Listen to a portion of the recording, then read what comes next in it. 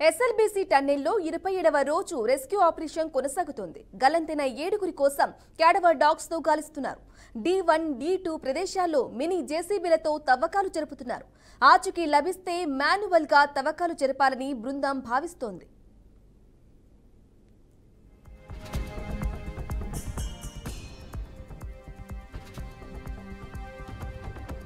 Right, breaking news చూస్తున్నాం. SLBC టన్నెల్లో 27వ రోజు rescue operation కొనసాగుతోంది.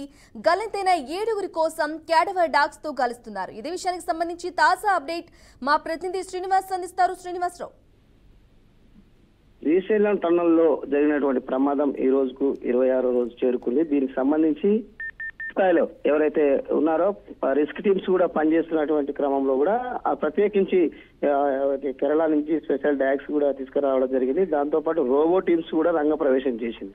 దీనికి సంబంధించి రోబో టీమ్స్ సాంకేతిక లోపాలతో కొంత టెక్నికల్ గా ఇబ్బంది పడుతున్న క్రమంలో కూడా ఏదేమైనప్పటికీ 12 రిస్క్ టీములతో పాటు special dog squads robo teams కూడా రంగ ప్రవేశం చేసి ఏదైతే మృతులు 8 మందిలో ఇంకా 7గురు మృతదేహాలకు సంబంధించి గుర్తించడానికి పూర్తి స్థాయిలో ప్రయత్నాలు చేస్తున్నారు. దీనికి ఇప్పటికే తెలంగాణ ప్రభుత్వంతో పాటు కేంద్ర ప్రభుత్వం సలహాతో పూర్తి స్థాయిలోని నేషనల్ డిఫెన్స్ వాళ్ళు కావచ్చు, ఎన్డీఏ సంబంధించినటువంటి వాళ్ళు కావచ్చు, ఏదైతే మనకు సంబంధించినటువంటి తెలంగాణలో బొగ్గు గనులకు సంబంధించినటువంటి సాంకేతిక నిపుణులు వీరందరితో కలిసి ఒక కమిటీ ఆధ్వర్యంలో పూర్తి స్థాయిలోని చర్యలు అయితే సహాయ చర్యలు చేపట్టడం జరుగుతుంది. ఈ సహాయ చర్యలు చేపడుతున్న క్రమంలో కూడా ఏది ఏమైనప్పటికీ ఆ సహాయ చర్యల్లో భాగంగానే అండర్ వాటర్ కొంత పంపింగ్ దగ్గర టెక్నికల్ ప్రాబ్లమ్స్ ఉన్నాయి.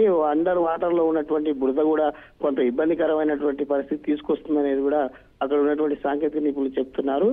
ఏది ఏమైనప్పటికీ పూర్తి స్థాయిలో సాయశక్తుల జాతీయ స్థాయి నాయకత్వంతో పూర్తిగా ఇక్కడ ఉన్నటువంటి తెలంగాణ ప్రభుత్వం సహాయ చర్యలు అయితే ముమ్మరం చేస్తున్నటువంటి పరిస్థితి. ఈ సహాయ చర్యలో భాగంగా అనేక జాతీయ స్థాయిలో ఉన్నటువంటి డాగ్ స్క్వాడ్స్ కావచ్చు, రోబోటిన్స్ కూడా రంగ ప్రవేశం చేయించి మృతదేహాలను వెలికి తీయడానికి మాత్రం పూర్తి స్థాయిలోని ఎప్పటికప్పుడు కమిటీ నిర్వాహకులు కూడా స్పీడప్ చేస్తున్నటువంటి పరిస్థితి. ఈ క్రమంలో కూడా కొంత నిర్లక్ష్యం అనేది కాకపోవచ్చులే కానీ ఏదేమైనా బురదమయమైనటువంటి ఈ వాటర్ పంపింగ్ లో మాత్రం కొంత నిర్లక్ష్యం జరుగుతుంది.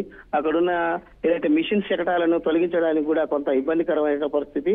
అక్కడ నుంచి 13.5 కిలోమీటర్ల దగ్గర ఉన్నటువంటి D1, D2 లో ఉన్నటువంటి కొంత టెక్నికల్ ప్రాబ్లమ్స్ వల్లనే ఈ కొంత నిర్లక్ష్యం జరుగుతుంది అనేది కూడా స్పష్టంగా అర్థం అవుతుంది. ఈ పనులన్నీ నిర్లక్ష్యం కావడానికి ప్రధానంగా ఉన్నటువంటి వాటర్ లో ఉన్నటువంటి బురద కొంత టెక్నికల్ ప్రాబ్లమ్స్ అనేది కూడా సాంకేతిక నిపుణులు చెప్తున్నారు. ఏది ఏమైనప్పటికీ రిస్క్ టీమ్ లో పనిచేస్తున్నటువంటి వారికి ఎలాంటి ప్రమాదాలు జరగకుండా ముందస్తుగానే చర్యలు తీసుకుంటున్నారు. ఈ రిస్క్ టీమ్ లో పార్టిసిపేట్ అయ్యే ప్రతి ఒక్కరికి ఎప్పటికప్పుడు చెకప్ చేస్తూ పూర్తి స్థాయిలోని ఏదైతే కమిటీ ఉంటుందో వారందరికీ పూర్తిగా హ్యాండ్ చేస్తూ డెడ్ బాడీస్ తీయడానికి మాత్రం ప్రయత్నం చేస్తున్నారు. ఇది శ్రీశైలం టన్నెల్లో తాజా పరిస్థితి. Right Srinivas, thank you for the